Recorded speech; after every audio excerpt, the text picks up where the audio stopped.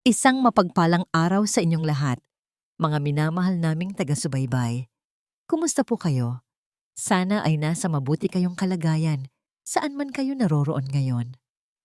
Salamat sa muling pagsama sa akin sa isang bagong yugto ng ating kwentuhan. Sabi nila, ang tunay na ginto ay sinusubok sa apoy. Kailangan munang dumaan sa matinding init at hirap bago ito kuminang ng totoo. Pero paano kung ang apoy na yon ay galing mismo sa taong nangakong mamahalin at poprotektahan ka? Paano kung sa gitna ng iyong pagluluksa, ang tanging matatanggap mo ay ang hagupit ng pagtataksil? Handa na ba ang inyong mga puso? Huminga ng malalim dahil sisimulan na natin ang kwento ni Hiraya. Bumuhos ang ulan kasabay ng pagbuhos ng luha ni Hiraya. Napakalakas ng hangin sa sementeryo. Tila nakikiramay ang langit sa bigat ng kanyang nararamdaman. Basang-basa na ang kanyang itim na bestida. Ang buhok niyang dati maayos, ngayon ay nakadikit na sa kanyang maputlang mukha. Nakaluhod siya sa harap ng bagong sarang nitsyo ng kanyang ina. Walang tolda, walang magagarang bulaklak, at higit sa lahat, walang ibang tao. Siya lang mag-isa. Hinaplos ni Hiraya ang kanyang tiyan na 6 na buwang nagdadalang tao. Ang sanggol sa kanyang sinapupunan, ang tanging dahilan kung bakit nakakayanan pa niyang huminga. Ibulong niya sa pagitan ng mga hikbi. Patawad, patawad kung wala man lang dumamay sa atin. Patawad kung pati ang pamilya ng asawa ko, hindi ka man lang binigyan ng respeto. Nanginig ang kanyang mga balikat.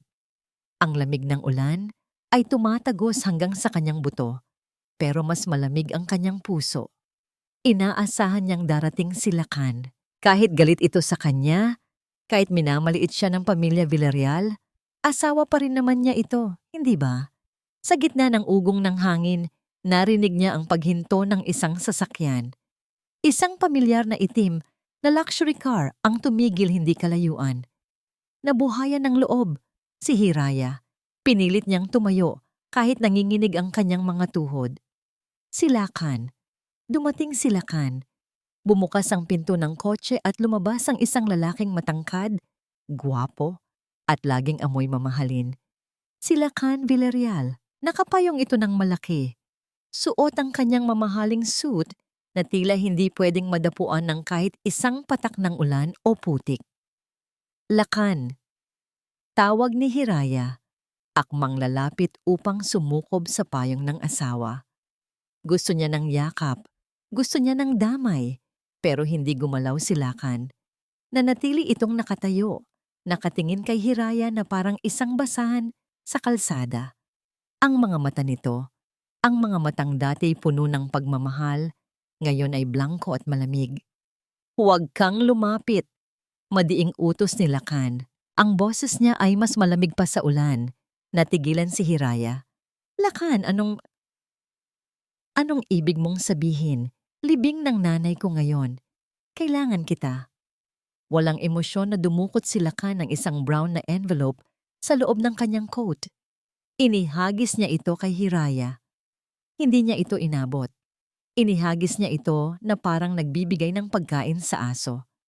Bumagsak ang envelope sa putikan. Agad itong nabasa ng ulan. Lakan? Pirmahan mo yan, sabi ni Lakan, ni hindi man lang tumitingin sa puntod ng biyenan. Annulment papers. Tapos na tayo, Hiraya. Parang tinamaan ng kidlat si Hiraya. Hindi siya makapaniwala. Sa araw ng libing ng kanyang ina? Lakan? Nagbibiro ka ba? Nanginginig na tanong ni Hiraya. Pinulot niya ang envelope na puno na ng putik. Buntis ako. Anak natin to. Paano mo nagagawa to sa akin habang nagluluksa ako? Napatawa ng mapakla si Lakan. Kinuha nito ang kanyang cellphone at may tinawagan. Ipinilit niyang i-loudspeaker ito kahit maingay ang ulan. Mula sa telepono, narinig ang boses na puno ng lason at kapangyarihan. Ang boses ni Doña Valeriana. Lakan anak, tapos na ba? Tanong ng Doña sa kabilang linya. Nasabi mo na ba sa babaeng yan na layuan na ang pamilya natin? Opo, Mama, sagot ni Lakan. Mabuti. Dagdag ng Donya, ang boses ay rinig na rinig ni Hiraya. Mabuti nga at namatay na yang nanay niyang manloloko at magnanakaw. Wala kayong dapat ipagluksa sa isang kriminal. At sabihin mo sa asawa mo, huwag niyang gagamitin ang batang yan para hingan tayo ng pera. Siguraduhin niyang Villarreal nga ang ama ng batang yan bago siya mag-ambisyon. Namatay ang tawag, para bang sinaksak ng paulit-ulit ang dibdib ni Hiraya. Ang nanay niya, ang mabait at masipag niyang nanay, tinawag na kriminal ng babaeng sumira sa buhay nila. Narinig mo si Mama, malamig na sabi ni Lakan. Umalis ka na. Ayaw na kitang makita. Ang lawyer ko na ang bahala sa lahat. Tumalikod si Lakan at nagsimulang maglakad pabalik sa kotse. Walang lingon-lingon, walang awa. Lakan! Huwag! Parang awa mo na. Sigaw ni Hiraya.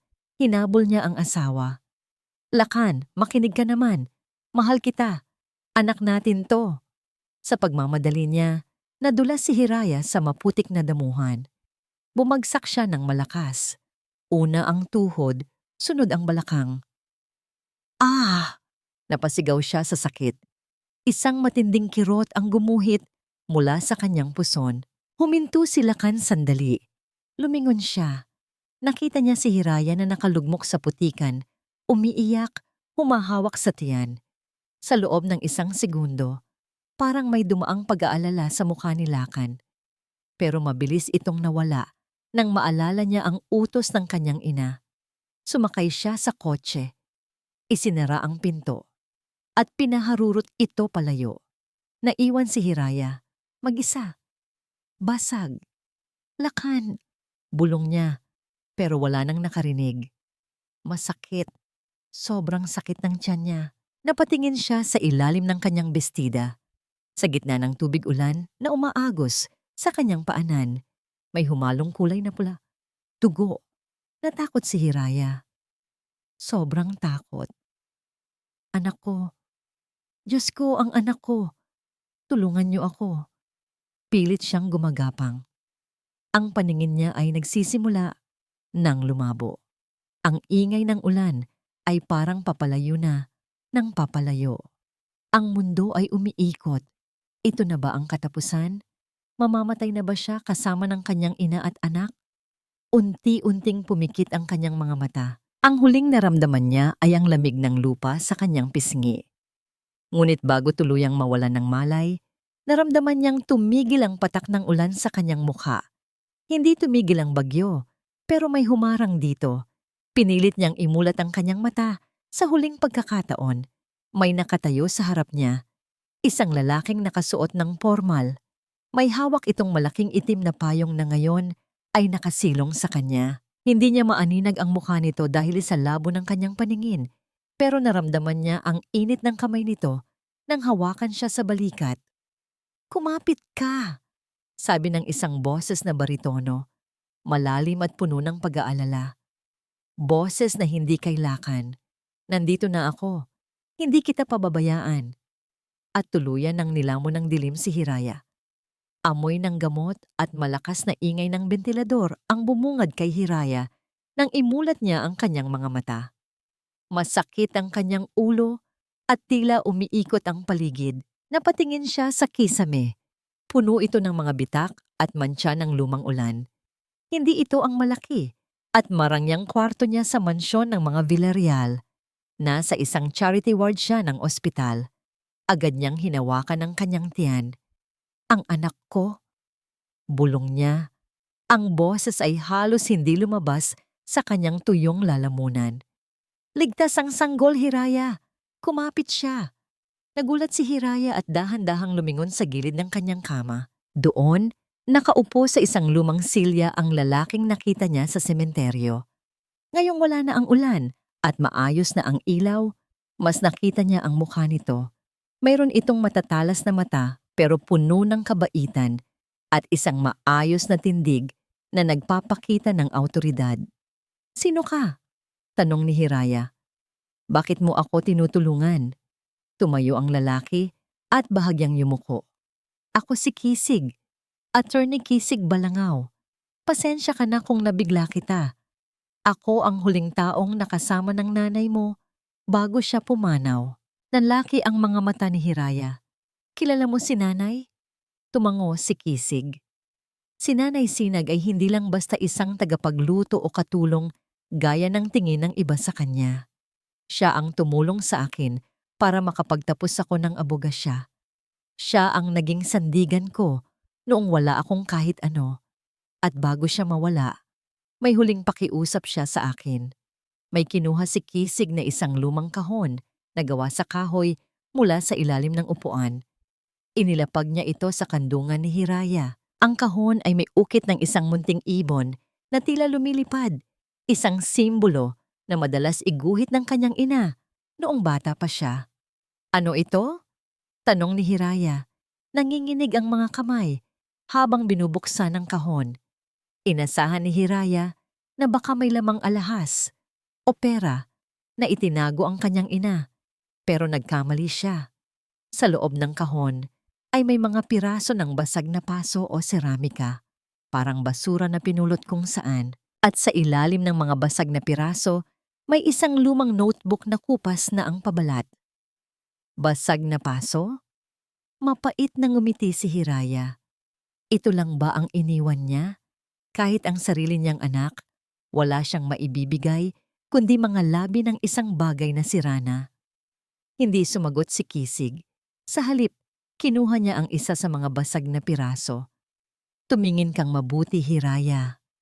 Ang tawag ng nanay mo dyan ay kintsugi. Isang sining kung saan ang mga basag na bahagi ay pinagdudugtong gamit ang ginto. Sabi niya, ang isang bagay na dumaan sa pagkabasag at muling nabuo ay mas matibay at mas mahalaga kaysa sa bago. Binuksan ni Hiraya ang lumang notebook. Doon, bumitaw ang kanyang hininga. Ang bawat pahina ay puno ng mga drawing ng mga damit, bag at mga alahas na hindi niya kailanman nakita sa buong buhay niya. Ang mga disenyo ay napakaganda, napakadetalye at may kakaibang sining na tila buhay. Napansin niya ang isang petsa sa isang pahina. Teka, ang disenyong ito? Ito ang sikat na Golden Flora Collection na nagpayaman sa mga Villarreal. 10 taon na ang nakakaraan. Nagkatinginan sila ni Kisig. Tama ka. Seryosong sagot ng abogado. Hindi ang Doña Valeriana ang utak ng tagumpay ng kumpanya nila. Ang nanay mo ang nagdisenyo ng lahat ng iyon, pero ninakaw nila ang mga ito sa kanya. Ginamit nila ang kahinaan at kahirapan ng nanay mo para busalan siya. Naramdaman ni Hiraya ang muling pag-init ng kanyang mga mata. Hindi dahil sa lungkot, kundi dahil sa galit. Ang lahat ng luho na tinatamasa ni Lakan, ang bawat hiyas na suot ng Donya ay galing sa pawis at talino ng kanyang ina na itinuring nilang basura. Bakit hindi lumaban si nanay? Tanong ni Hiraya. Dahil sa'yo? Sagot ni Kisig. Pinantatakot nila ang kaligtasan mo noon. Pero bago siya mamatay, sinabi niya sa akin na oras na para makuha mo ang nararapat sa'yo. Ang mga basag na pirasong yan ay simbolo ng buhay mo ngayon, Hiraya. Maaring durog ka, pero ikaw ang ginto na magdudugtong sa lahat. May dinukot si Kisig na isang maliit, tila nakatagong bulsa sa loob ng notebook. Inabot niya kay Hiraya ang isang piraso ng papel na nanilaw na sa luma. Iyan ang pinakaimportanteng dokumento na itinago ng nanay mo sa loob ng 20 taon, sabi ni Kisig. Binasa ni Hiraya ang nakasulat. Ito ay isang kasunduan, isang promissory note, at pag-amin ng pagkakautang na may pirma ni Valeriana Villarreal. Nakasaad doon na ang 50% ng shares ng kumpanya ay pagmamay-ari ni Sinag at pansamantala lang itong ipinahahawak sa mga Villarreal hanggat hindi pa umaabot sa tamang edad ang tagapagmana niya. Nanlamig ang buong katawan ni Hiraya. Ang kumpanyang nagtaboy sa kanya, ang pamilyang tumuring sa kanyang alipin, ay sa kanya pala ang kalahati nito. Hiraya, may dalawa kang pagpipilian, wika ni Kisig, diretsong nakatingin sa kanyang mga mata. Maari mong kunin ang notebook na ito, ibenta ang mga disenyo, at mamuhay ng tahimik kasama ang anak mo sa malayo. O maaari nating gamitin ito para bawiin ang lahat ng kinuha nila sa inyo. Pero babalaan kita, madugo ang laban na ito. Hinawakan ni Hiraya ang notebook ng mahigpit. Naalala niya ang mukha ni Lakan habang itinatapon ang papel sa putikan.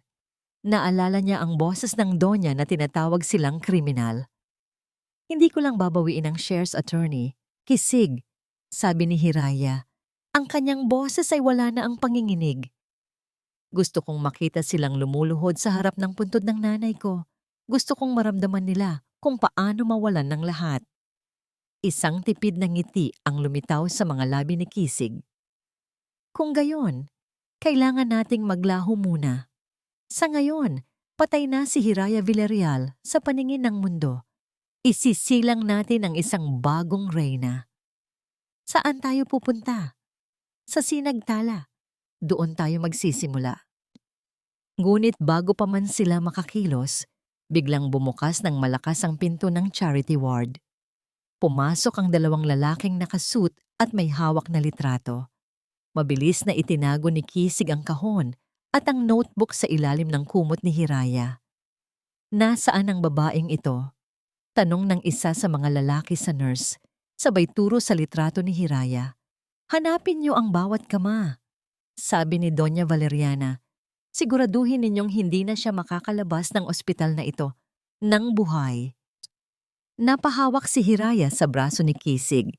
Ang mga tauhan ni Valeriana ay narito na para tapusin ang sinimulan nila. Malinggal ang tunog ng mga kopita at malakas na tawanan sa loob ng mansyon ng mga Villarreal. Kumukutitap ang mga dambuhalang chandelier, tila nakikipagpaligsahan sa kislap ng mga hiyas na suot ng mga panauhin.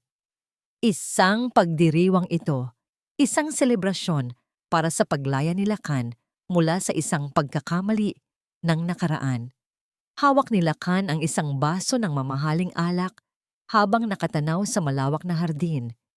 Wala sa sarili siyang napatingin sa kanyang kaliwang kamay. Wala na doon ang singsing na sumisimbolo sa sumpaan nila ni Hiraya. May bakas pa ng puti sa kanyang balat kung saan dati itong nakasuot. Isang paalala na minsan ay may babaeng nagmahal sa kanya ng buo. Ngunit mabilis niyang iwinaksi ang isiping iyon. Cheers, my son! Masayang wika ni Doña Valeriana habang papalapit sa kanya. Suot ng Donya ang isang pulang gown na tila reyna ng kadiliman. Bakit ka nag-iisa rito? Naghihintay sa'yo si Cassandra sa dance floor. Alam mo namang ang pamilya nila ang pinakamalakas nating investor ngayon. Iniisip ko lang po si Hiraya. Mahinang sagot ni Lakan. Iniwan ko siyang duguan sa sementeryo. Paano kung may mangyaring masama sa kanya? Tumawa ng mapakla ang Donya at hinaplos ang mukha ng anak. Lakan, masyado kang mabait. Ang mga taong gaya niya ay parang damo, mahirap mamatay. At kahit pa may mangyari sa kanya, hindi na natin problema yon. Ang mahalaga, malinis na ang pangalan mo. Wala nang hadlang sa pag-angat ng ating kumpanya. Eksaktong pagkatapos itong sabihin ng Donya, lumapit ang isa sa kanilang mga tauhan, ang lalaking inutusan nilang pumunta sa ospital kanina. Humahangos ito at tila hindi mapakali. Doña Valeriana, Sir Lakan, bulong ng tauhan. Ano? Tapos na ba? Siniguro niyo bang hindi na siya gugulo sa amin? Tanong ni Valeriana na may kasamang nakakatakot ng ngiti. Wala na po siya sa ospital, madam, sagot ng lalaki. Pagdating namin sa charity ward, bakante na ang kama. Sabi ng nurse, may isang lalaking kumuha sa kanya. Wala kaming mahanap na record kung saan siya dinala. Nagsalubong ang kilay ni Lakan. Sinong lalaki? Hindi po namin kilala, sir. Pero ayon sa mga saksi, mukhang mayaman at may sariling sasakyan. Isang malakas na sampal ang ibinigay ng Donya sa kanyang tauhan. Mga inutil, isang babaeng buntis at naghihingalo, hindi niyo pa nahanap? Baka naman, baka patay na siya? Singit ni Lakan, bagamat may bahid ng kaba sa kanyang boses. Sabi niyo kanina, mahina na siya. Baka itinapon na lang ang bangkay niya sa kung saan. Huminga ng malalim si Valeriana at inayos ang kanyang buhok. Sana nga ay totoo yan, Lakan. Dahil kung hindi, baka maging mitya pa siya ng pagsabog ng lahat ng pinaghirapan natin. Lumingon ang donya sa mga bisita at muling nagsuot ng kanyang plastik na ngiti. Ibalita niyo sa lahat. Sabihin ninyong namatay si Hiraya Villarreal dahil sa komplikasyon sa pagbubuntis. Gawan niyo ng pekeng death certificate. Gusto kong burahin ang pangalan niya sa mundong ito. Pero ma, paano ang bata? Paano kung buhay ang anak ko? Habol ni Lakan. Matalim na tiningnan siya ng kanyang ina. Wala kang anak sa babaeng yon, Lakan. Ang susunod mong anak ay magmumula sa isang reyna, hindi sa isang hampas lupa. Maliwanag? Napayuko na lamang si Lakan. Opo, ma. Kumuha si Lakan ng isa pang baso ng alak at nilagok ito sa isang inuman. Sa kanyang isip, pilit niyang binabaon ang imahe ni Hiraya na nakaluhod sa putikan. Patay ka na, Hiraya. Patay ka na sa buhay ko. Bulong niya sa sarili. Inilabas ni Lakan ang kanyang lighter at sinilaban ang huling litrato ni Hiraya na nasa kanyang wallet. Pinanood niyang lamunin ng apoy ang mukha ng babaeng dati niyang pinangakuan ng habambuhay. Habang nagiging abo ang litrato, tila kasabay nito ang paglamig ng kanyang sariling kaluluwa. Hindi niya alam. Sa mga oras na yon, malayo sa ingay ng kanilang mansyon, si Hiraya ay nakasakay sa isang sasakyan patungo sa isang lugar na hindi nila kailanman mararating. Habang ang mga Villarreal ay nagsasaya sa akalang sila ay nagtagumpay, sa kabilang dako ng kadiliman, isang bagong apoy ang nagsisimulang mag-alab. Isang apoy na hindi para pumatay, kundi para magtunaw ng ginto at magbuo ng isang matibay na sandata. Ang pagtatakwil ng mga Villarreal ang naging huling pako sa krus ni Hiraya. Ngunit ito rin ang magiging dahilan ng kanyang muling pagkabuhay. 5 taon ang lumipas. Sa loob ng isang engranding ballroom sa isang sikat na hotel sa Makati, nagkakatipon ang pinakamayayaman at pinakamakapangyarihang tao sa bansa. Ang gabi ay para sa isang charity auction, ngunit para sa pamilya Villarreal, ito ay pagkakataon upang ipakita na sila pa rin ang hari at reyna ng industriya ng alahas at fashion. Si Lakan Villarreal, na ngayon ay CEO na ng kanilang kumpanya, ay nakatayo sa gitna ng bulwagan. Sa tabi niya ay si Cassandra, ang babaeng ipinalit niya kay Hiraya, na ngayon ay asawa na niya. Ngunit sa kabila ng yaman at kapangyarihan, baka sa mukha ni Lakan ang pagkabagot. Ang kanyang buhay ay naging isang serye ng mga transaksyon at plastik na ngiti. Ladies and gentlemen, anunsyo ng host sa entablado. Ngayong gabi, mayroon tayong isang espesyal na panauhin. Siya ang misteryosong utak sa likod ng pinakasikat at pinakamahal na brand ng alahas sa Asia ngayon, ang Hilom. Ito ang kanyang unang pagkakataon na magpakita sa publiko. Salubungin natin ang creative director at owner ng Hilom, si Madam Aya. Bumukas ang malalaking pinto ng ballroom. Tumigil ang tugtog. Ang lahat ay napalingon. Isang babae ang dahan-dahang pumasok. Suot niya ang isang asul na gown na gawa sa seda na tila kulay ng malalim na dagat. Ang kanyang bawat hakbang ay puno ng grasya at awtoridad. Ang kanyang buhok ay maayos na nakapusod. Inilalantad ang kanyang mahabang leeg na pinalamutian ng isang kakaibang kwintas. Isang piraso ng gintong tila dumaan sa apoy na may mga nakatanim na diamante sa bawat vet nut o lamat nito.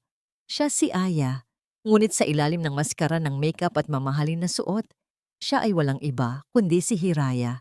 Hindi na siya ang babaeng nakaluhod sa putikan. Ang kanyang mga mata, na dati ay puno ng luha, ngayon ay tila mga kristal na matalas at malamig. Napaawang ang bibig ni Lakan. Parang tumigil ang tibok ng kanyang puso. May kung ano sa babaeng ito na tila pamilyar, pero hindi niya matukoy. Ang aura nito ay napakalayo sa Hirayang iniwan niya sa sementeryo. Napakaganda niya. Bulong ni Cassandra na may halong inggit. Sino ba siya? Naglakad si Aya patungo sa harap, hindi man lang tinitingnan ang pamilya Villarreal na madaanan niya. Sa tabi niya ay si Attorney Kisig, na ngayon ay tumatayo bilang kanyang Chief Legal Counsel at business partner. Mukhang kagalang-galang si Kisig, palaging nakabantay sa bawat galaw ni Aya. Nagsimula ang auction, isa-isang ipinapakita ang mga mamahaling gamit. Dumating ang pagkakataon para sa isang antique brooch na pagmamay-ari dati ng pamilya ng ina ni Hiraya, isang gamit na kinuha ni Doña Valeriana sa pamamagitan ng panloloko. Starting bid is 500,000 pesos, sabi ng host. 1 million. Agad na sigaw ni Doña Valeriana mula sa harapang mesa. Gusto niyang ipakita na sa kanya ang huling halakhak. 2 million. Kalmadong wika ni Aya. Hindi man lang siya lumingon sa Donya. Nagulat ang lahat. Nagtaas muli ng presyo ang Donya. 3 million. 5 million. Sagot ni Aya. Ang boses ay parang musika pero may talim ng kidlat. Namula sa galit si Valeriana. 10 million. 20 million. Sabi ni Aya sabay tingin ng diretso sa mga mata ng Donya. Sa sandaling iyon, naramdaman ni Valeriana ang isang kaba na hindi niya maipaliwanag. Ang titig ng babaeng ito ay tila humuhukay sa kanyang mga lihim. Sold to Madame Aya of Hilom, sigaw ng host. Matapos ang auction, lumapit si Lacan kay Aya. Hindi niya mapigilan ang kanyang kuryosidad. Habang papalapit siya, naamoy niya ang pabango ng babae. Amoy ng sampaguita at ulan. Ang amoy na yon, ang amoy na laging kasama ni Hiraya. Madam Aya, bati ni Lacan, sabay abot ng kanyang kamay. Congratulations sa nakuha mong brooch. I'm Lacan Villarreal, CEO of Villarreal Jewelry. I must say, your brand, Hilom, is a masterpiece. Maybe we can discuss a partnership? Tiningnan ni Aya ang kamay ni Lacan. Hindi niya ito tinanggap. Sa halip, kinuha niya ang kanyang wine glass at uminom ng kaunti. Ang kanyang mga mata ay nananatiling nakapako sa mukha ng dating asawa. Partnership? Mahinang ulit ni Aya. Isang tipid na ngiti ang lumitaw sa kanyang mga labi. Isang ngiting hindi umabot sa kanyang mga mata. Masyadong bahasay na, haba na hala ang presyo ko, Mr. Villarreal. Baka hindi niyo kayang bayaran. Natawa si Lacan. Pilit na itinatago ang kanyang pagkapahiya. Subukan niyo ako. Walang bagay na hindi kayang bilhin ng mga Villarreal. Lumapit si Aya ng bahagya kay Lacan. Ramdam ni Lacan ang init ng hininga nito sa kanyang pisngi. Ang kanyang puso ay nagsimulang kumaba ng mabilis. May mga bagay na kapag sinira mo, kahit gaano ka pa kayaman, hindi mo na mabubuo. Bulong ni Aya sa kanyang tenga. Ang kanyang boses ay tila isang sumpa. Napakunot ang noo ni Lacan. Ano? Tumingin si Aya sa malayo, kung saan nakatayo si Doña Valeriana na masama ang tingin sa kanila. Pagkatapos, muli niyang tiningnan si Lacan ng may halong pait at tagumpay. Long time no see, ex-husband, mahinang sabi ni Aya. Nanigas si Lacan sa kanyang kinatatayuan. Ang wine glass sa kanyang kamay ay muntik nang mahulog. Ang mga katagang iyon, ang boses na yon. Hi, Hiraya? Nauutal na tanong ni Lacan, ngunit hindi sumagot si Aya. Mabilis siyang tumalikod at naglakad palayo. Kasunod si Attorney Kisig.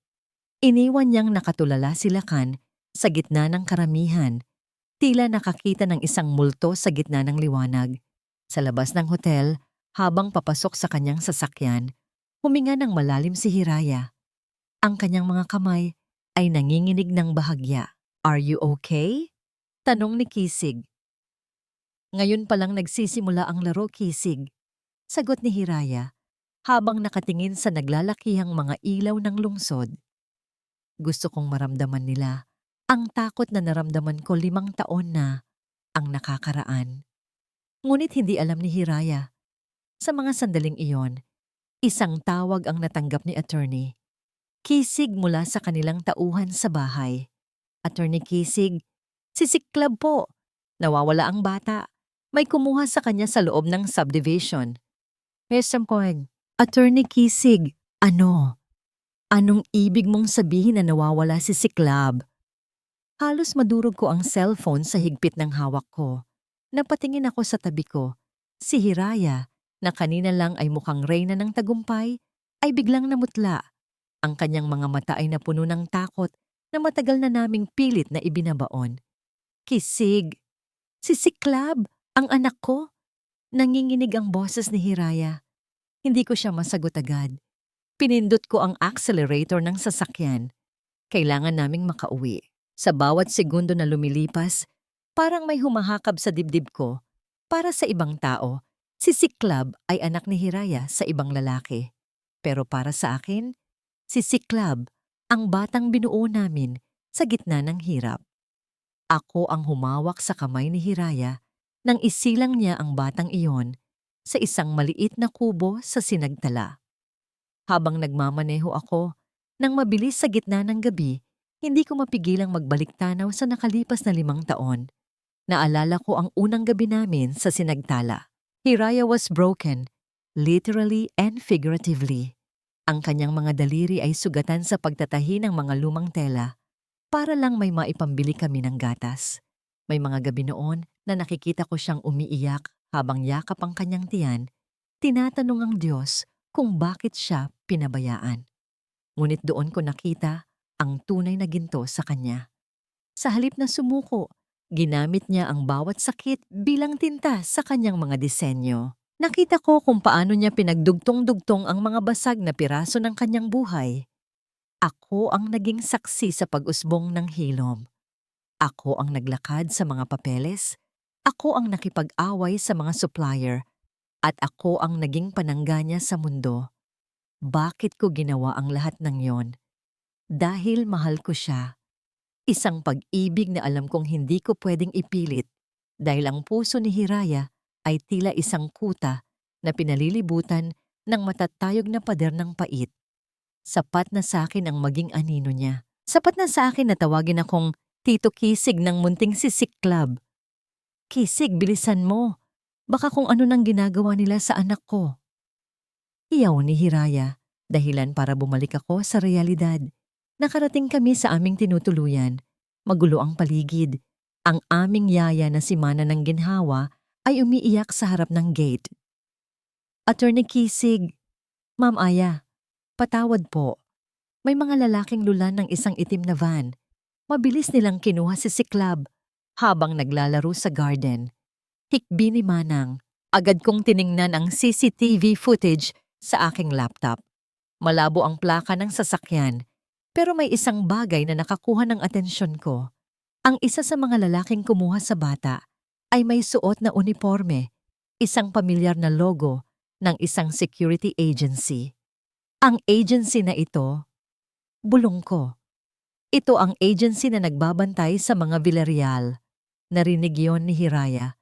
Parang bumagsak ang langit sa kanyang mukha. Valeriana, alam niya. Alam niyang buhay si Siklab. Hindi tayo pwedeng basta-basta sumugod, Hiraya.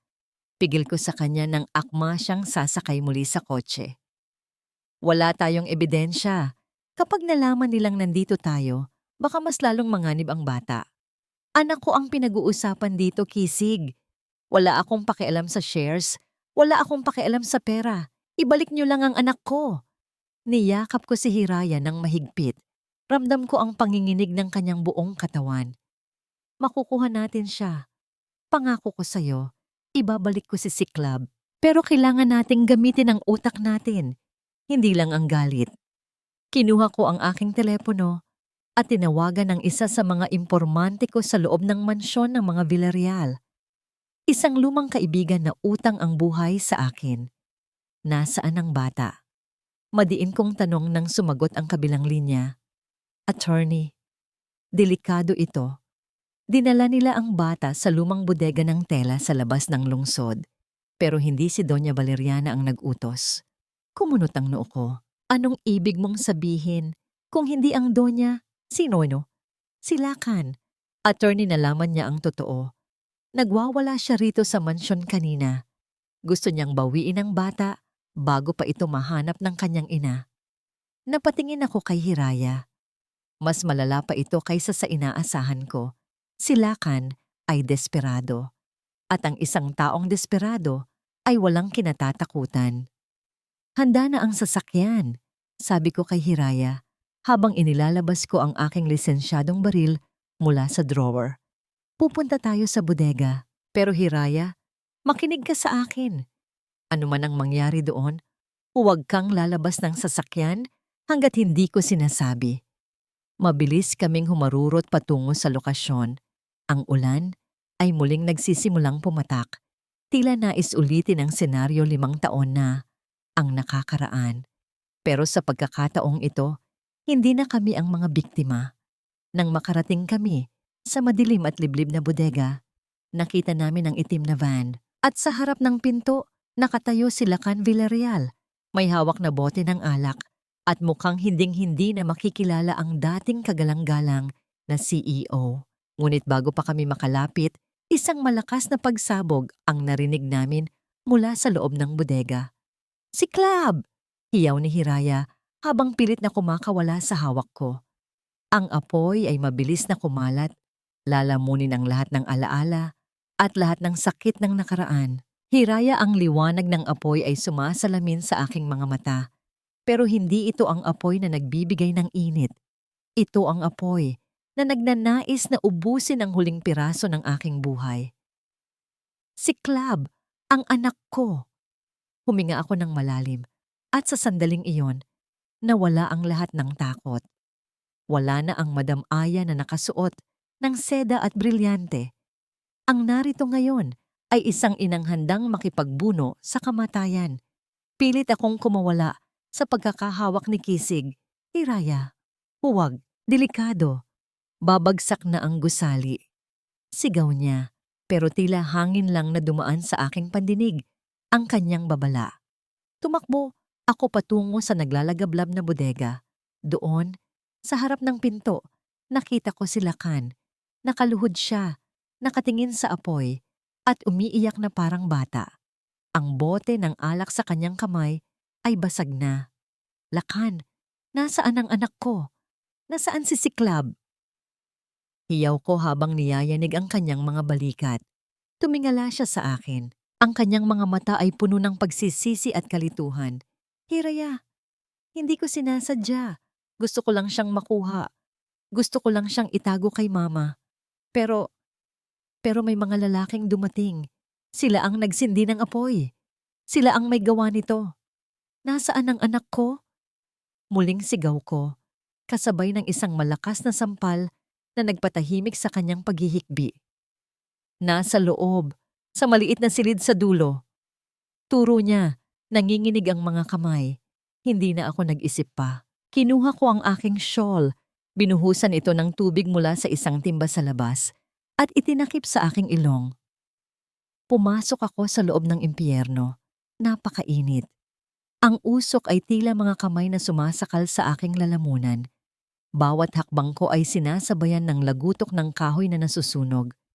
Naalala ko ang sinabi ni nanay noon.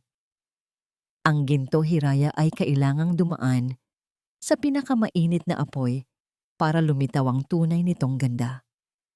"Si Club! Anak! Sumagot ka!" Mama. Isang mahinang tinig ang narinig ko mula sa ilalim ng mga nagbagsakang tela. Doon, sa sulok ng silid, nakita ko ang aking munting anak. Nakita ko siya. Sa ilalim ng isang mabigat na mesa, nakakubli ang maliit na katawan ni Siklab. Ang kanyang mukha ay puno ng uling at luha, at ang kanyang mga mata ay dilat sa sobrang takot. "Mama!" Sigaw niya. Ang boses ay paos na dahil sa usok. "Anak, nandito na si Mama. Huwag kang bibitaw." Mabilis akong gumapang patungo sa kanya. Ramdam ko ang pagkapaso ng aking balat sa tindi ng init, pero wala akong pakialam. Itinulak ko ang mga nagbabagang tela na nakaharang. Ang bawat hapdi ay tila nagbibigay sa akin ng lakas. Inabot ko ang kanyang kamay. ang maliit at malambot na kamay na siyang tanging kayamanan ko sa mundong ito. Nang mahawakan ko siya, tila nawala ang lahat ng sakit. Niyakap ko siya ng mahigpit, ginamit ko ang aking katawan bilang panangga sa mga spark na nahuhulog mula sa kisame. Ipiyong mo ang mga mata mo, Siklab. Huwag kang titingin. Lalabas tayo rito. Bulong ko sa kanyang tenga. Paalis na sana kami nang biglang gumuho ang isang dambuhalang poste sa aming harapan. Natrap kami. Ang apoy ay mas lalong naging agresibo, tila isang halimaw na nagugutom. Hiraya! Hiraya! Nasaan kayo? Boses iyon ni Kisig. Mula sa makapal na usok, nakita ko ang kanyang anino. Hindi siya nag-atubili. Gamit ang isang bakal na nakuha niya sa labas, pilit niyang itinaas ang nagbabagang poste. Ang kanyang mga ugat sa leeg ay lumalabas na sa tindi ng hirap at ang kanyang mga kamay ay nagsisimula na ring masunog. Dali, Hiraya, ilabas mo na ang bata. Sigaw ni Kisig. Ang kanyang boses ay puno ng determinasyon. Binuhat ko si Siklab at mabilis na tumakbo palabas, dumaan sa maliit na espasyong ginawa ni Kisig. Paglabas namin sa pinto, bumagsak ako sa damuhan. Humihingal, umuubo, at nanginginig. Nakahinga ako nang maluwag nang makita kong humihinga si Siklab kahit na nawalan na siya ng malay dahil sa usok. Anak, buhay ka. Salamat sa Diyos. Hikbi ko habang hinahalikan ang kanyang noo. Ngunit ang katahimikan ay panandalian lamang. Isang malakas na palakpak ang naririnig ko mula sa kadiliman. Mula sa likod ng mga naglalakihang puno, lumabas ang isang figura na hinding-hindi ko malilimutan. Si Doña Valeriana. Nakasuot siya ng itim, may hawak na payong, at may isang nakakatakot na ngiti sa kanyang mga labi. Sa tabi niya ay ang kanyang mga bodyguard na armado ng baril. Napakagandang eksena, wika ng Donya. Ang kanyang boses ay tila laso na humahalo sa hangin. Ang inang bayani at ang kanyang bastardong anak. Sayang naman at kailangan niyo ring mamatay ngayong gabi. Mama, anong ginagawa mo rito? Sigaw ni Lakan, nakakarating lang din, galing sa gilid ng bodega. Bakas sa mukha niya ang gulat at takot. Tiningnan siya ng Donya ng may pagkadiri. Tumahimik ka, Lakan. Kung naging matalino ka lang sana noon, hindi na natin kailangang dumiin ang kamay natin ngayon. Pero dahil hinayaan mong mabuhay ang babaeng ito, ako na ang tatapos sa nasimulan mo. Lumingon sa akin ang Donya, ang kanyang mga mata ay nanlilisik. Ibigay mo sa akin ang dokumentong hawak mo, Hiraya. Ang shares, ang notebook, ang lahat. At baka hayaan ko pang mabuhay ang anak mo. Tiningnan ko ang aking anak. Pagkatapos ay tumingin ako kay Kisig na nakalabas na rin mula sa bodega. Sugatan at pagod. Hinarap ko ang Donya ng walang takot. Hinding-hindi mo makukuha ang pag-aari ng nanay ko, Valeriana. Madiin kong sabi. Dahil ang gintong ninakaw mo, ngayong gabi, ay magiging apoy na tutupok sa'yo. Ngunit bago pa makasagot ang Donya, itinaas ng isa sa kanyang mga bodyguard ang baril at itinutok ito ng diretso sa ulo ni Siklab. Isang galaw pa, Madam Aya, at sasabog ang utak ng batang ito, banta ng bodyguard. Napatigil ang tibok ng puso ko. Ang ulan ay mas lalong lumakas, tila nakikipagsabayan sa tensyon ng gabi. Lakan nanunuot sa aking balat ang lamig ng ulan, pero mas nangingibabaw ang init ng apoy na nasa likuran ko. Ngunit sa lahat ng ito, ang pinakamasakit ay ang tanawing nasa harap ko ngayon. Ang aking ina, ang babaeng tinitingala ko at pinaniniwalaan ko sa buong buhay ko, ay nakatutok ang mga tauhan ng baril sa isang inosenteng bata. Mama, ibaba niyo ang baril. Pakiusap ko. Ang boses ko ay nanginginig, hindi dahil sa alak, kundi dahil sa katotohanang dahan-dahang lumulutang sa aking isipan. Huwag nating gawin ito, hindi tayo mamamatay tao. Tumahimik ka, Lakan, singhal ni Mama. Ginagawa ko ito para sa'yo. Para sa pamilya natin.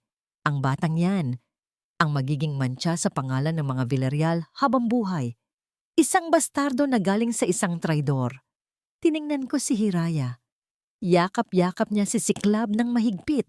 Sa gitna ng dumi, dugo at takot, nakita ko sa kanyang mga mata ang isang bagay na matagal ko nang kinalimutan, ang katapatan. Lakan, tawag ni Attorney Kisig. Nakatayo siya malapit kay Hiraya. Duguan ang mga kamay, pero matatag ang tindig. Hanggang ngayon ba, magpapabulag ka pa rin sa mga kwento ng ina mo? Hanggang ngayon ba, maniniwala ka pa rin na kaya kang lokohin ni Hiraya? Niloko niya ako. Sigaw ko sa kanya. Sabi ni Mama, may ebidensya siya. Ang DNA test 5 taon na ang nakakaraan. Hindi ko anak ang dinadala niya. Isang mapait na tawa ang kumawala sa mga labi ni Kisig. May dinukot siya sa loob ng kanyang basang Amerikana. Isang folder na nakabalot sa plastik para hindi mabasa ng ulan. Ang ebidensyang sinasabi mo ay isang malaking kasinungalingan, Lakan. Sabi ni Kisig, sabay hagis ng folder sa paanan ko. Basahin mo yan. Iyan ang orihinal na medical record mula sa fertility clinic kung saan kayo nagpa-IVF noon. Nanginginig ang mga kamay ko habang pinupulot ang folder. Binuksan ko ito sa ilalim ng liwanag ng apoy at ng aking sasakyan. Ang bawat salita ay parang isang bala na tumatama sa aking puso. Lakan, huwag mong basahin iyan. Basura ang laman niyan. Iyaw ni Mama. Baka sangkaba sa kanyang boses. Bodyguard! Kunin ang folder na yan. Pero huli na. Nabasa ko na ang pinakamasakit na katotohanan. Ayon sa record, ako ay may azoospermia, isang kondisyon kung saan baog ako. Ngunit bago kami maghiwalay ni Hiraya, matagumpay ang isinagawang IVF procedure gamit ang aking sariling frozen samples na itinago ko taon na ang nakakalipas bilang paghahanda. Ang sanggol na dinadala ni Hiraya noon ay 100% dugo at laman ko. At ang mas masakit, may kalakip na sulat mula sa dating doktor namin. Inamin niya na binayaran siya ni Doña Valeriana para palitan ang resulta ng DNA test pagkapanganak ni Hiraya upang palabasin na hindi ako ang ama. Nabitawan ko ang folder. Napatingin ako kay Siklab, ang munting batang yon. Ang batang balak patayin ng aking ina ay ang tanging anak ko, ang tanging legacy ko sa mundong ito. Lumingon ako kay Mama. Ang aking mga mata ay puno ng luha at puot. Alam niyo na anak ko siya. Hindi makatingin ng diretso si Mama. Lakan, ginawa ko lang yon dahil hindi siya karapat-dapat. Ang pamilya niya ay pabigat lang sa atin. Anak ko siya, hiyaw ko, na tila yumanig sa buong paligid. Pinaniwala niyo ako na baog ako at niloko ako ng babaeng mahal ko. Pinanood niyo akong itaboy siya sa ulan habang nagdadalang tao. Halos mapatay niyo ang sarili ninyong apo. Sa gitna ng aking galit, nakita ko ang bodyguard na akmang kakalabit ng baril dahil sa nerbiyos. Huwag! Sigaw ko. Tumakbo ako patungo kay Hiraya at Siklab. Hindi ko alam kung saan ako kumuha ng lakas. Pero sa sandaling iyon, ang tanging nasa isip ko ay protektahan sila. Bang! Isang putok ng baril ang umaling-aungaw sa gabi. Naramdaman ko ang isang matinding manhid sa aking balikat. Napaluhod ako sa harap ni Hiraya. Tumingala ako sa kanya at sa huling pagkakataon, nakita ko ang pag-aalala sa kanyang mga mata. Isang emosyong akala ko ay wala na para sa akin. Lakan! Sigaw ni Hiraya. Patawad! Bulong ko bago ako tuluyang bumagsak sa putikan, ngunit ang gabi ay hindi pa tapos. Sa di kalayuan, narinig namin ang tunog ng mga sirena ng pulis. Si Kisig, tinawagan niya ang mga awtoridad bago pa kami makarating dito. Nakita ko si Mama na nagpapanik, pilit na sumasakay sa kanyang sasakyan para tumakas, pero hinarangan siya ng mga sasakyan ng pulis. Doña Valeriana Villarreal, you are under arrest for attempted murder and kidnapping. Anunsyo ng isang pulis sa megaphone. Habang nakahiga ako sa lupa, nararamdaman ko ang pag-agos ng aking dugo na humahalo sa ulan. Tiningnan ko si Hiraya na ngayon ay inaalalayan ni Kisig. Ligtas sila. Ligtas ang anak ko. Ipinikit ko ang aking mga mata. Sa gitna ng sakit, nakaramdam ako ng kakaibang gaan. Sa wakas, ang mga lamat ng nakaraan ay nabuo na. Kahit na ang kapalit nito ay ang aking sariling buhay. Nakatahimik ang buong loob ng korte.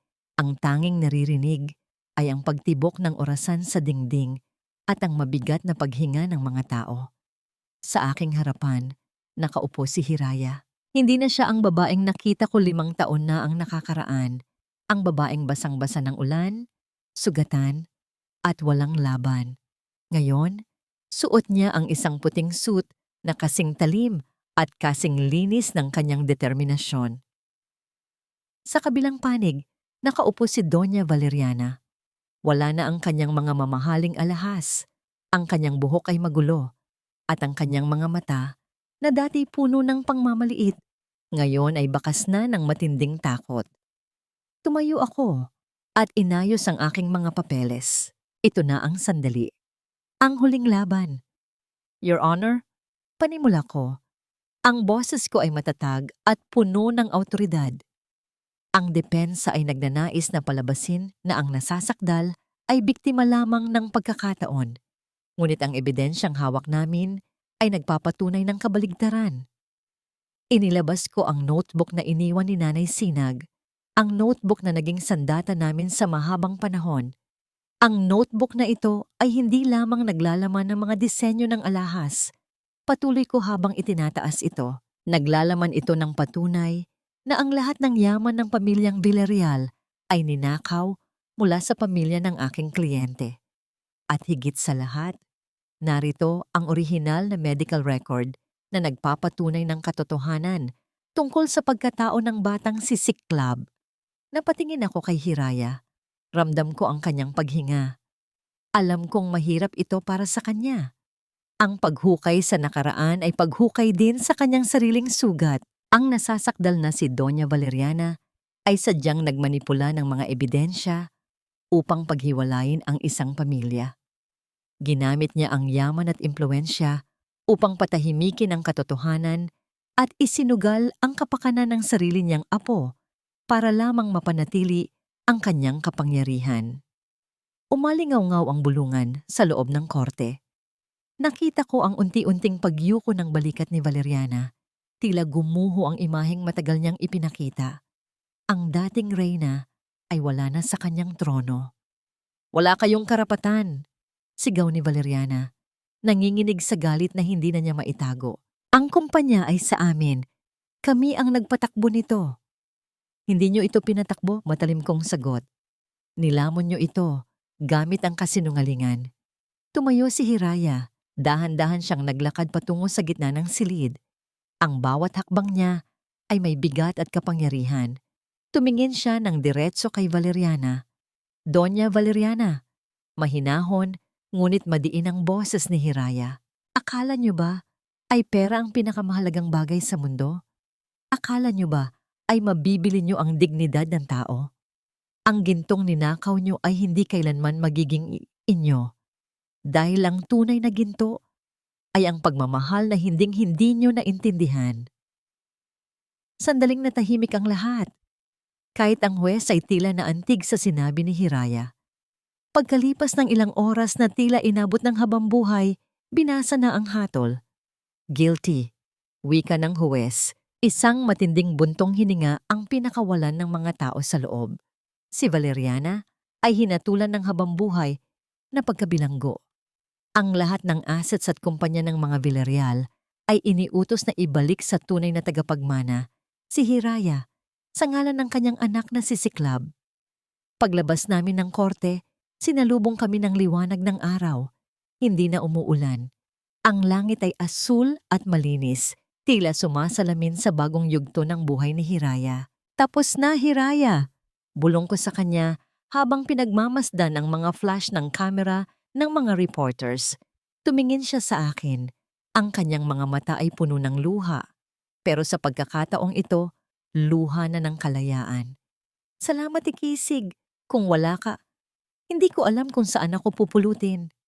Ngumiti ako ng tipid. Handa ka na bang umuwi? Oo, sagot niya. Pero bago tayo umuwi, may kailangan pa tayong puntahan. Alam ko kung saan siya pupunta. Sa ospital. Kung saan nagpapagaling si Lakan. Kahit na ang lahat ng ginawa ni Lakan sa kanya noon, ang huling sakripisyo nito ang nagbukas ng pinto para sa patawad.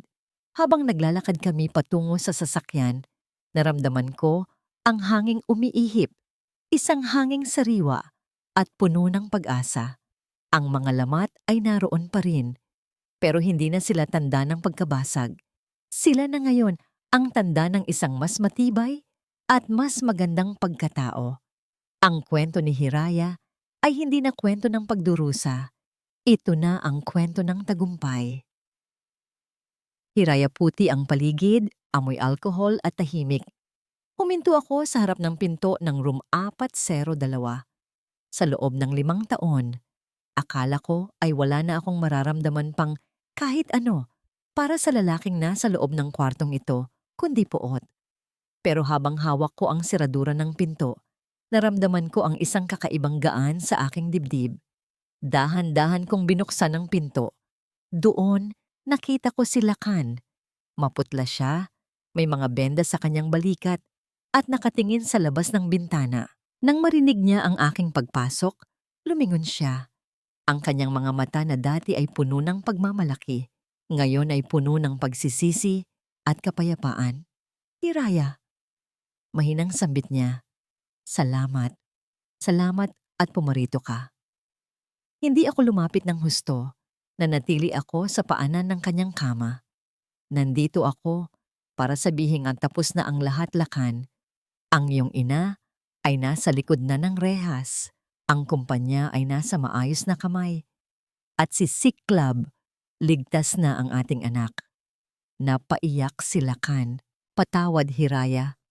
Sa lahat ng sakit, sa lahat ng pagkakataong hindi kita pinaniwalaan. Kung pwede ko lang ibalik ang panahon. Umiling ako ng dahan-dahan. Hindi na maibabalik ang panahon, Lakan. At hindi na rin natin kailangang ibalik ang dati. Ang paso na nabasag ay hindi na muling magiging kasing mulos ng dati. Pero gaya ng turo ni Nanay, ang mga lamat nito ay maaari nating punuan ng ginto. May pag-asa pa ba tayo? Tanong niya. May bahid ng pag-asa sa boses. Huminga ako ng malalim. Ang kapatawaran ay ibinigay ko na sa iyo, Lakan. Dahil iyon ang kailangan ko para maging malaya. Pero ang pagmamahal na dati nating binuo ay isa na lamang magandang alaala. Alagaan mo ang iyong sarili. Kapag magaling ka na, maaari mong bisitahin si Siklab. Hindi ko ipagkakait sa kanya ang kanyang ama. Iniwan ko si Lakan na may luha sa mga mata, pero alam kong iyon ang luha ng pagtanggap. Lumabas ako ng ospital nang hindi na lumilingon pa. 6 na buwan ang lumipas. Nakatayo ako sa dalampasigan ng sinagtala. Ang araw ay unti-unting lumulubog, nagbibigay ng kulay ginto sa karagatan. Sa di kalayuan, nakikita ko si Siklab na tumatakbo, humahabol sa mga alon, tumatawa ng napakalakas. Ang kumpanya ng mga Villarreal ay pinagsama ko na sa aking brand na Hilom. Tinawag ko itong Sinagtala Jewelry. Ngayon, hindi na lang kami gumagawa ng mga alahas para sa mayayaman. Nagtayo rin kami ng foundation para sa mga inang biktima ng pang-aabuso, binibigyan namin sila ng trabaho at bagong pag-asa. Ang lalim yata ng iniisip mo? Isang pamilyar na boses ang naririnig ko sa aking likuran. Si Kisig. Nakasuot siya ng puting polo, nakayapak sa buhangin, at may dalang 2 baso ng juice. Iniisip ko lang kung gaano kalayo ang narating natin mula sa ulan na yon, sa sementeryo. Nakangiting sagot ko. Tumayo si Kisig sa tabi ko. Ang ulan na iyon ang naghugas sa lahat ng dumi para lumitaw ang ginto sa loob mo. Hiraya. Tumingin siya sa akin at sa sandaling iyon, alam ko na hindi na ako mag-isa. Si Kisig ang naging ginto sa mga lamat ng buhay ko. Siya ang humilom sa mga sugat na akala ko ay habang buhay ng magdurugo. Hiraya, kinuha niya ang aking kamay. Hindi ko maipapangako na hindi na muling uulan, pero ipinapangako ko na sa bawat bagyo, ako ang magiging payong mo. At sa bawat dilim, ako ang magiging bituin mo. Wala na akong mahihiling pa. Niyakap ko si Kisig habang pinagmamasdan namin ang paglubog ng araw. Ang buhay ko ay parang isang piraso ng kintsugi. Puno ng lamat, puno ng kasaysayan. Pero dahil sa mga karanasang yon, mas naging mahalaga at mas naging maningning. Ako si Hiraya, namatay sa gitna ng bagyo, pero muling lumipad bilang isang gintong phoenix. Dito na po nagtatapos ang ating kwento ni Hiraya, ang babaeng dumaan sa apoy ng pagsubok para mahanap ang kanyang tunay na halaga. Sana ay nag-iwan ang kwentong ito ng isang mahalagang aral sa inyong mga puso, na ang ating mga sugat at kabiguan ay hindi tanda ng ating kahinaan. Gaya ng sining ng kintsugi, ang mga lamat ng ating buhay ay ang mga bahaging pupunuin ng Diyos ng ginto, ng karunungan, ng lakas, at ng tunay na pag-ibig. Huwag kayong susuko kung kayo ay kasalukuyang nasa gitna ng ulan, dahil ang bawat bagyo ay may katapat na bahaghari. Maraming salamat po sa inyong matiyagang pakikinig mula sa unang kabanata hanggang sa huli. Ang inyo pong suporta ang nagbibigay sa amin ng inspirasyon na gumawa pa ng mga ganitong kwentong punong-puno ng damdamin at aral. Ano po ang masasabi niyo sa naging desisyon ni Hiraya? Karapat-dapat ba silakan sa kanyang kapatawaran? At anong uri ng kwento pa ang gusto ninyong mapakinggan sa susunod? I-comment nyo lang po sa ibaba, dahil binabasa po namin ang inyong mga saloobin. Hindi dito nagtatapos ang ating paglalakbay. Marami pa pong kwentong kasing ganda at mas puno ng aral dito sa aming channel. Kung nagustuhan nyo ang kwentong ito, i-like, i-share sa pamilya at mga kaibigan, at mag-subscribe na rin para lagi kayong updated sa mga susunod pa naming kwento. I-click nyo ang notification bell para kayo ang unang makarinig kapag may bago kaming upload. Pagpalain po kayo ng Panginoon, kayo at ang inyong buong pamilya.